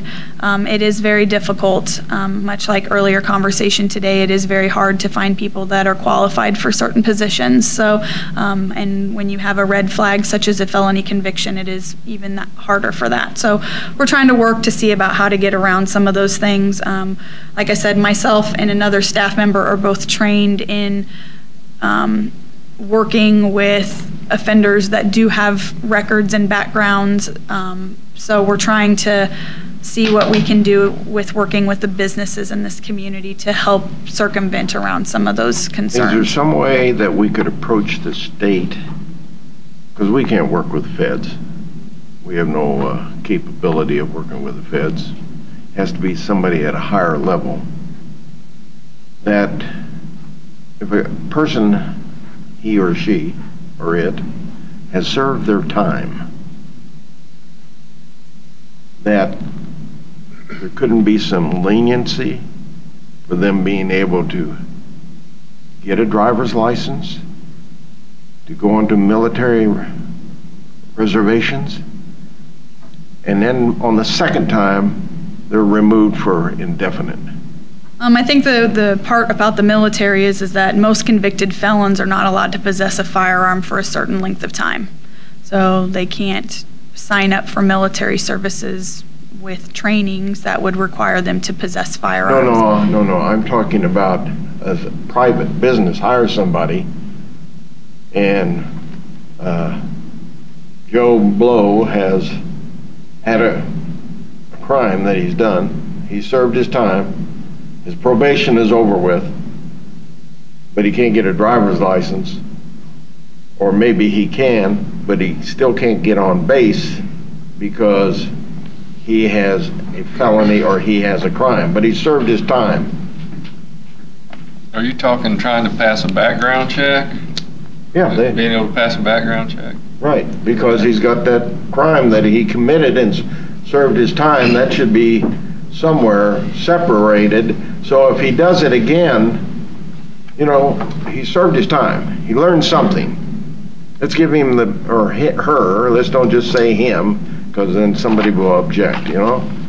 Didn't the governor put something in place, sign something about not having to disclose your criminal background on your applications now? Can't answer that, but I know that there are a lot of just recent. I mean, this year. It's just it's very recent. The governor did sign information. But that doesn't mean the feds are going to allow them on the base. That is correct. Anybody who successfully completes a probation or prison sentence does have the right to have their record expunged. So that is a program or an opportunity that offenders do have. However, it does cost time and money, which unfortunately with some of our population, they don't have the money to accommodate those things. Well, the heck with them. We're just getting more and more of them, and they'll never get jobs that are needed. So we don't care that, you know, something can be done. Well, I know that there are a lot of programs that are in this community alone that actually work with the Lansing Correctional Facility. And so for this community, we kind of struggle a little bit because those positions are filled with inmates that are at the Lansing Correctional Facility. So for individuals who are on probation that would have had the opportunity for those are being filled by another population of individuals who do have convictions. So like I said, I'm hoping to meet with the Chamber of Commerce president and maybe a couple chamber members to see if I can sit down with some of the businesses and maybe see what some of their employment expectations are and see if we can't start working with them on how to help get some of our offenders employed. I do know a large population that we have under the unemployment area, which is at 104 are inactive cases. Those are actually cases that are either in jail, in treatment, that are interstate compacted to a different state, or that are in prison. So those are actually a population of offender that we don't really have the ability to kind of touch at this point because they're involved in something else somewhere else. So a larger population that we would really try to get a grasp on are those 42 that are on that list that are considered the unemployeds. Those are the ones that should be actively out looking for employment in our community. So just maybe tailoring where they're looking and what their expectations are, or even their work histories are, so that we can start matching previous work experience with businesses that would need services along those lines as well.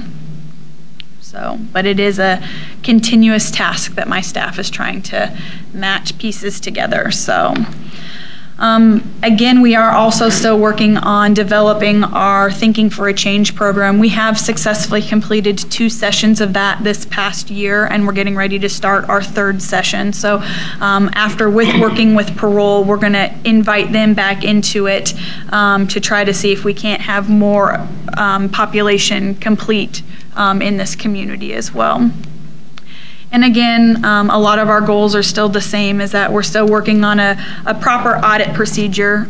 We are still doing our monthly documentation reviews. We're still working on our sanction and incentives chart that we would be giving to offenders so that they understand if bad behavior continues, they know what their outcome is per a chart. We are still working on the Thinking for a Change. Again, we still work with the jail. We have a monthly meeting with them. Things are going extremely well with that communication and collaboration.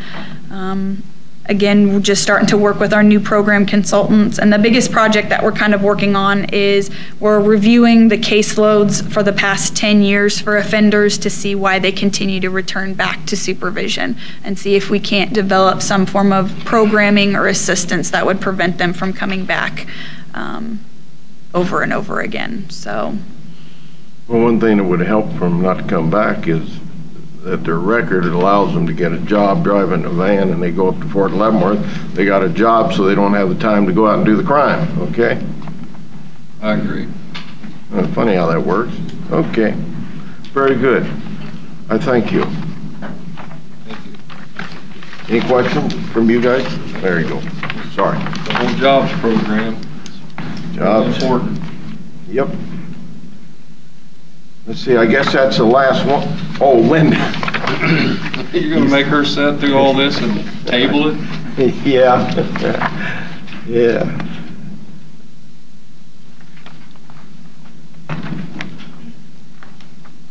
Good morning. Morning.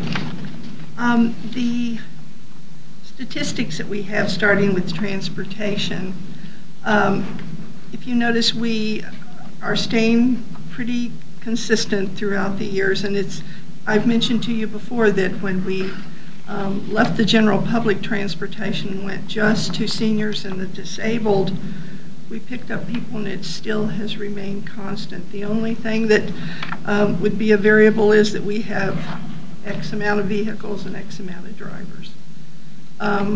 We are having some of the public that are being denied rides are getting a little upset at the situation, but it's, you know, we try to accommodate as many as we can. You can call 2 weeks out to get a ride, but for somebody that, you know, they have issues with transportation and accessing places within the city and medical out of town, this is a problem for them. So they're speaking up to us more and more. Our drivers are all had the RTAP defensive driving training. We keep that current on all the drivers, and we're very fortunate that the state comes and provides that training at our office, and so people from other areas can come in and we don't have to pay to send our drivers out. So we're very fortunate with that. And then all of our drivers have taken the human trafficking seminar that now the state says, because there is a very serious problem in Kansas with human trafficking. So they have all completed that. We had our transportation fundraiser this last Saturday, and we made over $3,000. And although that's not a great amount of money, you know, everything was donated to us. So the community supported that by their donations and by those that came. So we're very thankful for that. They did. And that we decided we've always done the Meals on Wheels fundraiser once a year. We decided to do a transportation one because, you know, we're not taking the KDOT funding anymore. And we felt like we get enough feedback from people about how important this transportation is that we thought it would be worthy of having a fundraiser once a year. So we plan on doing that every year in August. Our information and assistance, we have, you're seeing pretty much of a dramatic rise in that. But we have some of the same individuals contacting us several times because they're experiencing problems. So they're with us basically to solve the problems, and information and assistance does a great job of that. Our outreach in Basehor, Tongi, and Linwood is going well. We go there monthly to provide any information that any senior in that area might need. And our nutrition department, we're very happy with our caterer still. Our numbers are continuing to rise. We served 26,520 homebound, and our contract this year is 7,058. We started a program with the farmers market because our homebound really would like to have fresh vegetables, and they have a voucher system with the state for those that are low income. So we took our lowest income individuals and offered them the opportunity to select something that they might like to have from the farmers market, like tomatoes or cucumbers or something. We have a staff member that goes then and gets that. She's a proxy for that individual. She gets those farmers market vegetables and takes it to them, and that's been a very good addition. Our intergenerational program, we've kind of expanded that a little bit, and that was at the request of some educators. Seniors do have a lot to tell young children, to show them how they've managed through their lifetime to be what they are. And so we have seniors that go to the different schools right now. David Burr and Anthony are the ones that we're really working with. We have a grandparent support group now, and that has been developed because there is a great number of grandparents that are raising their grandchildren. Numbers are continuing to increase all the time. Our leisure and learning, we have done 2,479 units of service with that, and just our most recent was Senior Day at the Fair in conjunction with the Leavenworth County Fair Board. We had over 303 participants with that. We have 3 support groups: Alzheimer's, grandparent support, and grief support. And those are hopefully meeting the needs in those areas for seniors in Leavenworth County. And financially, we've spent about 50% of our budget so far. Any questions from? I got one. That one? Yeah. How many games we gonna win? What? How many games we gonna win? Which sport? KU. Which Basketball. sport? Oh, football. Yeah. That'd be the Yeah. That would be it. Don't ever shake your head like that. The only thing I have is you need to get the word out. Don't ever, because I like the intergenerational program, do not ever get the word out and ever get a senior on the county commission or any commission, because they bring in intergenerational inputs. We're all seniors. No, you're not a senior. AARP says that. Yeah, you get that when you're 50 years old. Joe, you're about to get an AARP card. Do you know that? 50 years old, here that mother comes. That's got a question, really not for Linda.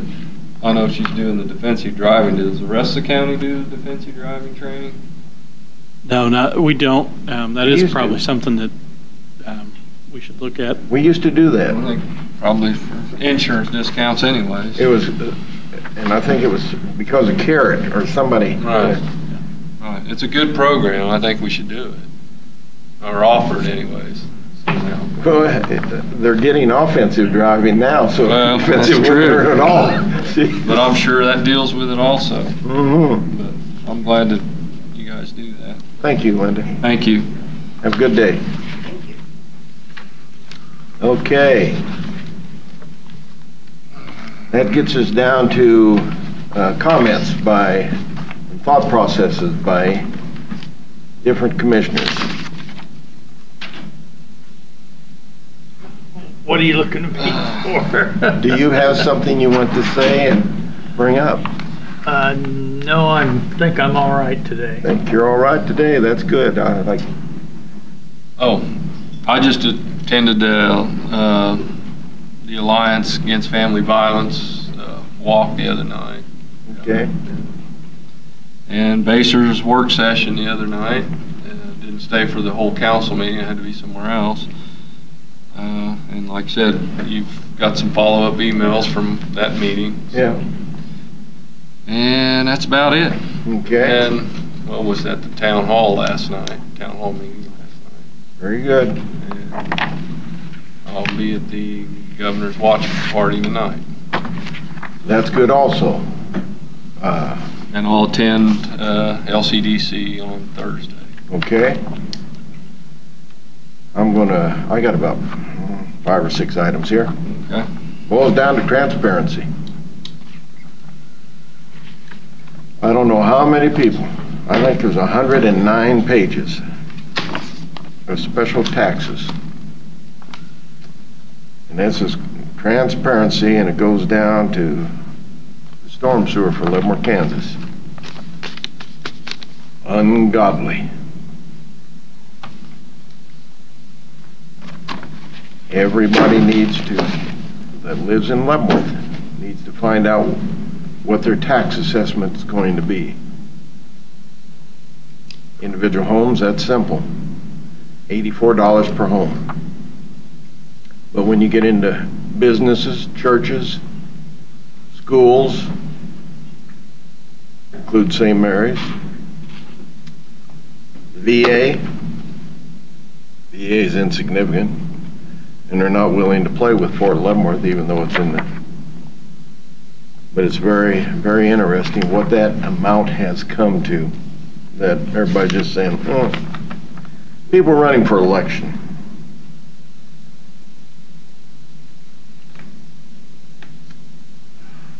They don't understand what brings a store in. Baser would like a store.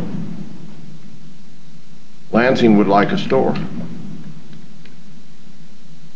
Leavenworth would like a store in the north. These people just aren't going to come in and open up a store. Anybody know how many stores we have in Leavenworth City? I know the loss of the Country Mart out there was a pretty big deal. Big deal, yeah. But we have Dillon's, Walmart, what's the Price Chopper. Price Chopper, what's a little one out there next to Aldi's? We have one more, don't we? Or Leavenworth. Oh, no. So we have 5 stores. 5, yeah. We have 50,000 people. That's 10,000 per store? No. You're not going to get a store in the north end of town. Nobody can come in. So, it's interesting what people will say and people will do, and that's why I brought up transparency. This has been the most transparent commission there's ever been. Well, we had one 78 to 82 and 92 to 96 too. I also hear people say, well, we got to get along. Well, that's a dream world. You have 33 members with all personalities, and you have 5 mayors that are, I guess, elected. Leavenworth has they elected internally. But you have 5 in Baser, 5 in Easton, 5 in Linwood, 5 in Tonganoxie, 5 in Lansing, no, 8 in Lansing. And the mayor breaks the tie. And you have 5 in Leavenworth. So get along. Well, that's complicated. And Doug just asked to see if somebody would cost share with us down there. I would still like for the clerk to prepare for everybody that doesn't understand it what it takes to do an election. Now, it was very interesting this morning. And I'm devoting a hell of a lot of time to the county. You notice I put hell in there. And I don't have to go through the system light, but I know right from wrong. Can you afford to do it? Very important. A lot of people don't like me dwelling, but you know, I really don't care. World War II voting, okay? You can't understand this, you don't understand anything. World War 1942, only 28,000 people dedicating their lives so you could have what you got today. And that was darn important. World War I wasn't. World War II was. If that other guy had won, you would be in dire straits. 28,000 out of 5 million soldiers, and they include sailors and everybody else. There was no Air Force. That didn't take place till 1947. In the 1944 election, 85,000 voted out of 11 million military. Is that important? I think it's important. In the 2000 election, thousands of overseas, they didn't have the figure. This comes out in the Air Base Arizona magazine. They didn't even receive a ballot. That was in the year 2000. This morning, I'm watching the news before I come over here to dissertate. You got some young GI. This is what he's doing. See this? He's voting. He is actually voting. Now, you want to talk about something the Russians, the Chinese, or anybody else you want to name can get into, and that's this thing. But there he is voting. I thought that was interesting. And yet we don't want to ask our legislators to bring to the state to have any county that wants to select it the ability to have mail-in ballots. Yes, and you can have the wife voting for the husband, you can have the daughter voting the husband, you can have the mother calling the son and say, the 9 ladies want to know how to vote again this year, and basically that individual is voting for people. You'll never correct that. But I think it's a shame that we don't study the fact and be ahead of the program, because any electronic voting can be gotten into, and they haven't done that yet as far as we know. They're just telling you who to vote for in little emails, blurbs, and whatever what you want to call it.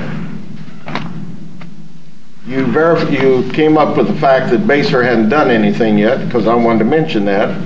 I have come to understand the city of Baser wants to annex my property as well as a slew of others, and I hope that Baser comes across pretty soon so this can be answered for anybody who's thinking that we have all the news on our video that we put out there. But I did appreciate the emails. I thought it was very nice. The one I was a little bit apprehensive with, it said, "Hello, esteemed county commissioner." Now, the word esteemed really scared me. I didn't know what to do with that one. We got another law bill, and that's good. I didn't know if either of you two gentlemen, because you're going to be around, Bob, you're still going to be here, but there's a program going on at the Harvard Kennedy School. It's executive education. I didn't know if anybody that's going to be elected or anybody wanted to go to Harvard for a little seminar, but maybe there's somebody who's out there that wants to be involved with that. Fire District 1. I noticed the fire chief, he just called off the meeting for August 13th. Why'd he call the meeting off? Why'd he say? One that allowed everybody to get lawyers. Everybody's got a lawyer. Becky, did you need a lawyer? No? Okay. So we called off the meeting, so the entities, I don't know which entities, there's 3 entities involved right now, and that's Delaware, Fairmount, and City of Lansing, and we will be involved eventually, but we have our attorney. But postpone the meeting so they could deal with everybody get a lawyer. I thought that was interesting. The retirement party you've hit.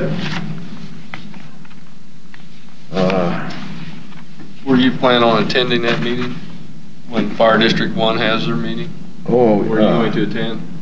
Well, I have to get permission to that one. I can't just automatically go. Okay. I have a family member, so I asked them if I can participate for like school board. Okay.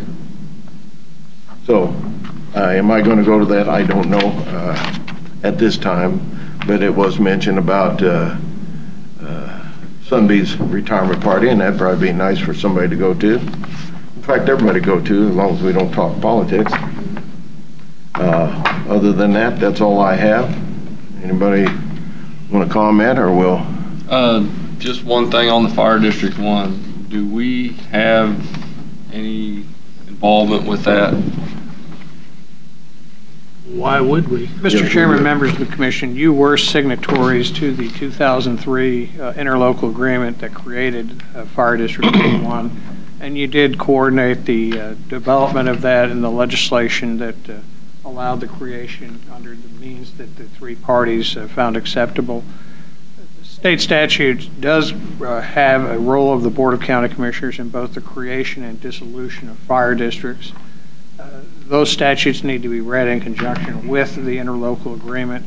As of this time, I'm not in position to offer you a comprehensive opinion with respect to your role because no one has approached you directly.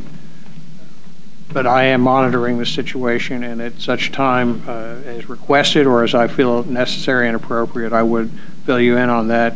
Again, the proposed timeline for the dissolution of the district is through the end of 2019. Obviously, fire protection needs to be planned either in the continuation of the Fire District Number 1, the dissolution of Fire District Number 1, or whatever permutation comes out of that. And again, you're all obviously concerned because you have constituents. Well, Commissioner Holland doesn't, but Commissioner Smith and Clint may have constituencies involved. But again, you do have a role, but I think at this point in time it's unclear as to what that would be, other than accepting a petition for the dissolution of the district. Okay. Well, there's one thing you could do, give them both a copy of the statute that, what is it, 19219? 1930604B. Yeah. Get them a copy of that so they can read it and have it in the back of their mind and doing all that. Well, I didn't know if the commission was involved with the forming of the fire district. Yep, sure were. Okay. And the last thing, because the township board's the one that, oversees it, and you got the fire district board. I didn't know how it came about. Just quick explanation. The Kansas statutes used to provide that if a fire district was formed, the board of directors of the fire district was the county commission. Legislative change was enacted that allowed the Board of County Commissioners to assign the responsibility for the administration of the fire district to the constituent members. In this case, it was High Prairie Township, Delaware Township, and the City of Lansing. And the county did sign off on the interlocal agreement, assigning the responsibilities and authority of the Board of County Commissioners to the constituent members. Okay. Thank you. Other than that, you got anything? Okay. Motion to adjourn? Motion to adjourn. Second. How do you vote? Aye. Aye. Aye.